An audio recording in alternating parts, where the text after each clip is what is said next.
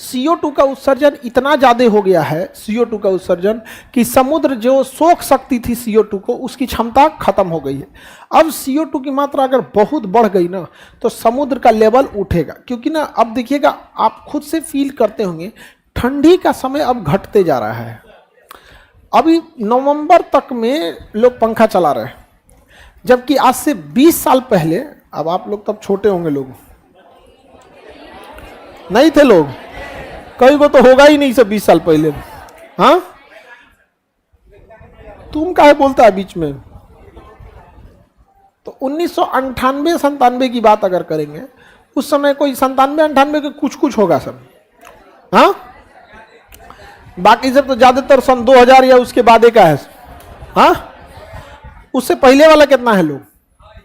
हाँ, 2-4 लोग हैं लोग। उस समय आपको याद होगा ठंड बहुत पड़ती थी, मतलब आता, तुम लोग को तो यादो नहीं होगा।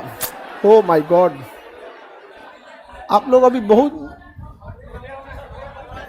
अच्छा सन 2005 चलो, ज्यादा पीछे, 5 में तो सब होगा। उस समय ठंड बहुत ज्यादा पड़ता था। अभी के समय में इंडस्ट्रियल रिवॉल्यूशन इतना ज्यादा हुआ कि सही से ठंड केवल दिसंबर, जनवरी, फरवरी, रियल में ठंडा अब 2 महीना बच गया है, दिसंबर, जनवरी, बाकी सब समेट दिया। दिसंबर, जनवरी, फरवरी में तो थोड़ा नॉर्मल हो जाता है। तो जितना ज्यादा CO2 बढ़ेगा ना, धीरे धीरे ठंड खत्म होते जाएगा, और हम लोग को लगेगा आने वाले 50 साल में देखिएगा, अरे अब तो ठंडा केवल जनवरी में पड़ता है, और एक समय आएगा कि पूरा ठंड खत्म हो जाएगा। और जब ठंड खत्म होगा ना, तो जब क्लाइमेट चेंज होगा, अंटार्कटिका का पूरा बर्फ पिघलेगा, और जब बर्फ पिघलेगा ना तो सी लेवल उठेगा, और सी लेवल उठेगा तो जितने बड़े शहर हैं सब के सब डूब जाएंगे, और जितने बड़े शहर हैं सब समुद्र के किनारे, सब समुद्र के किनारे। ताज होटल देखेंगे ना, समुद्र में लहर आता है, पनिया फेंक देता है गेट तक, जब लहर उठता है ना तो पनिया गेट तक चलाता है उसके यहाँ पे। जहाँ समुद्र का लेवल उठेगा डूब जाएगा वहाँ पे। मान के चलिए इतना डूब गया, कमर इतना, तो कोने काम का रह गया, वो हो जाएगा उसमें, कपड़ा उठा के कहो रूम खाली हो। इसने कहा कि हर देश को फिक्स है कि आप इतना ही कार्बन डाइऑक्साइड का उत्सर्जन कर सकते हैं, इससे ज्यादा CO2 का उत्सर्जन नहीं कर सकते। तो सारे देश का क्या फिक्स कर दिया? कोटा फिक्स कर दिया। अब अगर किसी देश को कार्बन डाइऑक्साइड ज्यादा उत्सर्जित करना है तो उसे एक्स्ट्रा पैसे देने होंगे, और अगर कोई देश जिसका कोटा है उससे कम उत्सर्जित किया तो वो आपस में खरीद बिक्री कर सकते हैं। जैसे मान के चलिए हम लोग को 20 टन एक्स्ट्रा कार्बन डाइऑक्साइड उत्सर्जित करना है, वही अगर नेपाल की बात करेंगे तो जितना उत्सर्जन का उसका कोटा है उतना भी नहीं कर पाएगा, तो उतना पैसा हम किसको दे देंगे? नेपाल को। कहेंगे 20 टन हमको उत्सर्जित करना है, तुम अपना कोटा हमें दे दो। तो कार्बन के लिए कोटा फिक्स कर दिया। कार्बन फुटप्रिंट, कार्बन फुटप्रिंट किस में किया गया? Kyoto protocol. अब ये कितना CO2 निकलेगा ये पता कैसे चलता है?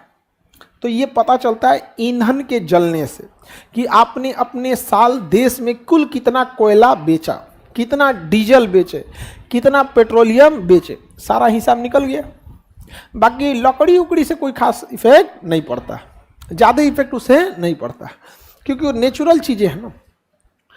कितना अब आराम से निकल जाएगा। सरकार के पास डाटा पता है कि 1 लीटर डीजल के जलने से कितना CO2 निकलता है, 1 लीटर पेट्रोल से कितना CO2 निकलता है, मिट्टी तेल से कितना निकलता है, CNG LPG गैस से कितना निकलता है, और कोयला से कितना निकलता है। सरकार के पास पूरा डाटा अवेलेबल है, क्योंकि आप गैस कहाँ से खरीदते हैं इससे मतलब नहीं। आता है भारत पेट्रोलियम, ONGC निकालती है, निकालेगी कौन? ONGC। अब ONGC निकाल के बीच सरकार थोड़े ना पूछने चलेगी रिलायंस तुम कितना बेचो, भारत पेट्रोलियम तुम कितना बेचे, पटना के पेट्रोल पंप से कितना बिका, नहीं। ONGC कितना निकाला था सारी रिफाइनरी के पास चली जाएगी सरकार, कि आपने इस साल कितना लीटर पेट्रोल और कितना लीटर डीजल और मिट्टी तेल दिया, वहां से आंकड़ा निकल जाएगा। जितना कोयला खदान है गवर्नमेंट के अंडर में 2 मिनट में निकल जाए, उससे पूरा कैलकुलेशन निकल के हो जाएगा कि आज हमने इस साल इतना इतना 1000 टन क्या निकाला है, कार्बन डाइऑक्साइड का उत्सर्जन किया है। कार्बन डाइऑक्साइड का क्या किया है? उत्सर्जन किया है।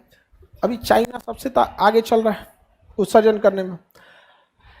यूरोप अफ्रीका वालों का कहना है कि एक बात बताओ, ये कार्बन डाइऑक्साइड को बढ़ाया कौन? यूरोप और अमेरिका वाले। अब बढ़ गया तो नियम लगा रहे हो कि मत करो मत करो।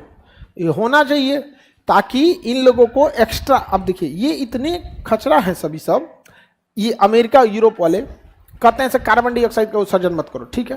कहते हैं इलेक्ट्रिक गाड़ियां चलाओ, इलेक्ट्रिक।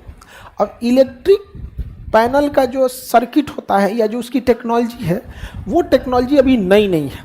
तो अफ्रीका वाले कहते हैं सर कि टेक्नोलॉजी हमको दे दो, कहता है कि ना ना टेक्नोलॉजी हम वैज्ञानिक खर्चा करा के हम बनाए, हम नहीं देंगे, हमसे खरीदो। समझ में आ गया?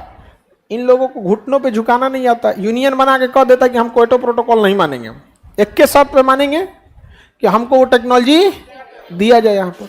लेकिन भारत के पास तो टेक्नोलॉजी अवेलेबल है, भारत के पास टेक्नोलॉजी अवेलेबल है। और वक्त ऐसा आएगा ना कि देखिएगा हर घर में सोलर आएगा, क्योंकि अभी जो सोलर की क्षमता है बहुत कम है। धीरे धीरे एक ऐसा सोलर आया है जो आधे घंटे में फुल चार्ज कर दे रहा है।